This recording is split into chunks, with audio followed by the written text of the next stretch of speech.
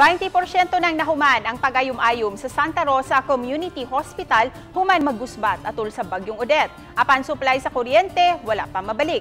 Siluan Merundina sa report.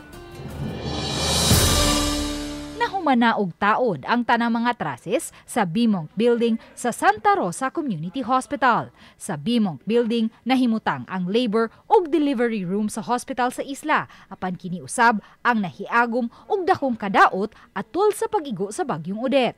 Busa kini ang unang giayom-ayom. Usab pud ni gamit nato kaayo kay gikinahanglan man nato pud ang usa ka sterile area nga dapat limpyo ni siya ba para pagkatawo sa bata.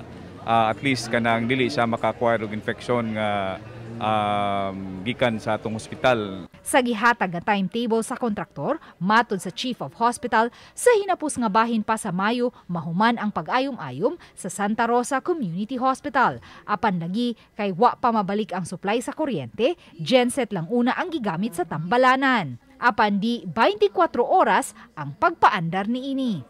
Muna usahay nga magpa-andar ta, office hours lang sagad para pud kanang sadlawan nga mag-repair ang ato ang mga kontraktor nga naa magamit nila ang kuryente sa labi na paggamit sa kanang welding machine may. Ang MECO sa naunang interview sa RTV Balitang Bisdak niadtong Lunes, Enero 31, mipahibaw man nga hayan karong buwana makapadana sila og mga poste og wire paingon sa Ulango Island ug makasugod na sa pagpa-energize sa dapit. For the island, we don't intend to reuse. We can be sending really new poles for Ulango. Mapadana nato dito sa isla kay we now have commercial trips naman.